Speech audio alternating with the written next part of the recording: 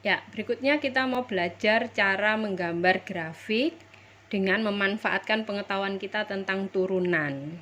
Tuh, ya.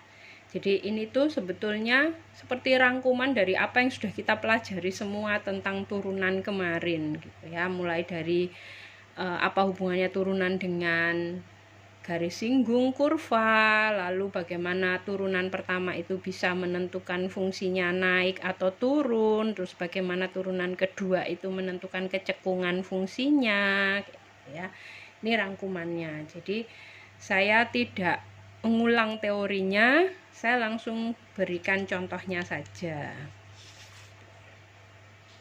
Contohnya di sini saya contohkan satu fungsi f(x) sama dengan x pangkat 3 min 3x kuadrat ditambah 3. Gitu ya.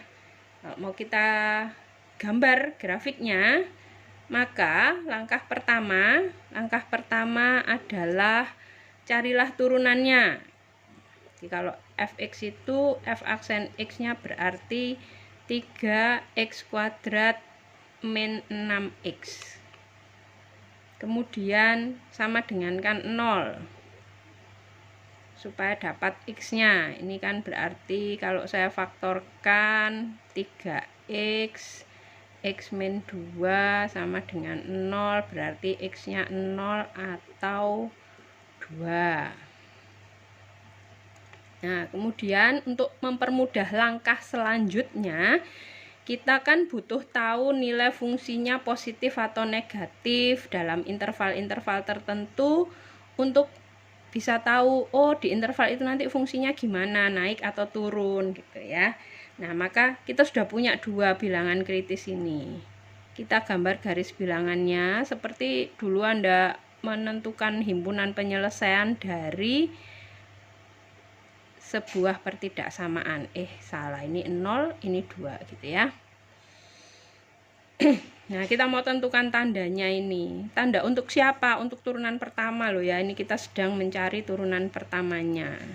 Tuh ya, saya mulai ya. Misalnya saya mulai dari sisi sebelah sini. Saya ambil salah satu angka yang lebih besar dari 2. 3 misalnya. Saya masukkan ke sini positif, masuk ke sini positif, berarti ini positif. Kalau ini positif, ini negatif, ini positif gitu ya. Ingat ya, ini positif, negatif itu untuk turunan pertamanya. Loh, yang di sini apa? Di sini ya pasti 0 kan tadi sudah ini. Sudah dicari. Tuh ya. Terus jadi sebetulnya dari informasi ini Anda sudah bisa membuat gambar kasar dari fx-nya itu. Kan tahu nih, kalau turunan pertamanya positif, fungsinya naik. Oh, naik. Habis itu antara 0 sampai 2, turunan pertamanya negatif, berarti fungsinya turun. Oh, turun gini fungsinya. Lebih besar dari 2, naik lagi. Jadi gambaran kasar fungsinya Anda sudah tahu. Oh, kira-kira ntar fungsinya kayak gini. Tinggal menghaluskan saja. Anda tinggal cari, oh nanti titik berapa, ini titik berapa, itu yang harus Anda cari. Itu ya. Lalu supaya halus grafiknya, cari turunan keduanya.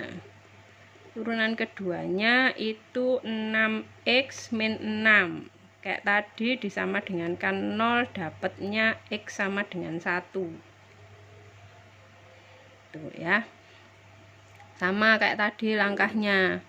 Diambil ini 1, di 1 ini kan 0 turunan keduanya.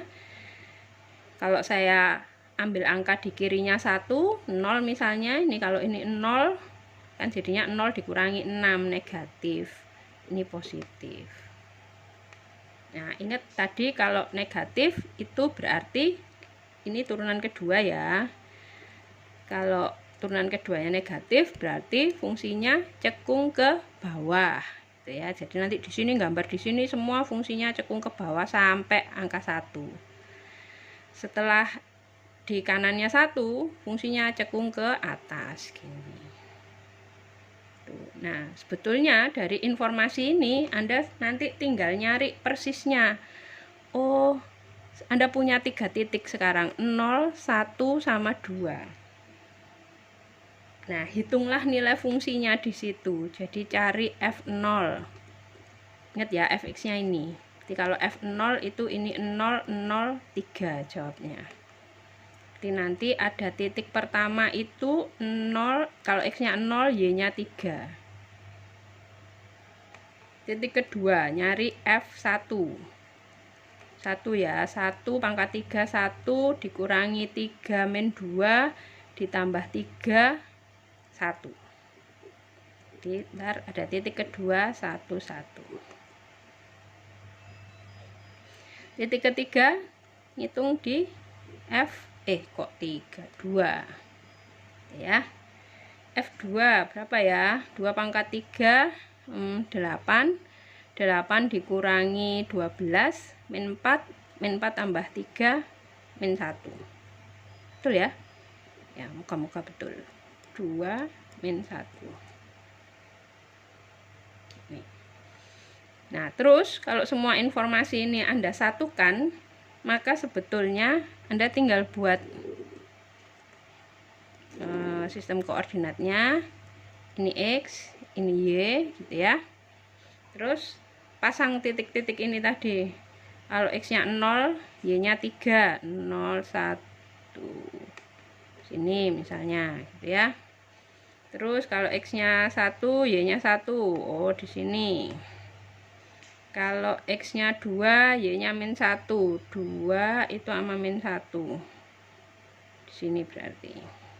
Ini 1, 2, 3, ini 0. Ini 1, 2, ini min 1. Nah, kalau sudah Anda tinggal rangkaikan ini tadi loh. Gambar sketsa tadi Anda haluskan di sini. Yang ini tadi yang kita belum tahu berapa, itu kan berarti sekarang sudah tahu ini. Nah, sebelumnya dia fungsinya naik dan apa? Oh, naik cekung ke bawah, berarti gambarnya gini. Terus setelah dia turun, setelah 0 tuh turun sampai mana? Sampai titik ini. 0 cekung ke bawah, turun cekung ke bawah. Jadi sampai sini, ke sini turun cekung ke bawah ini. Terus ke titik berikutnya, ini masih turun kan? Ini masih di sini kok. Jadi turun tapi cekungnya berubah, cekung ke atas. Jadi turun cekung ke atas.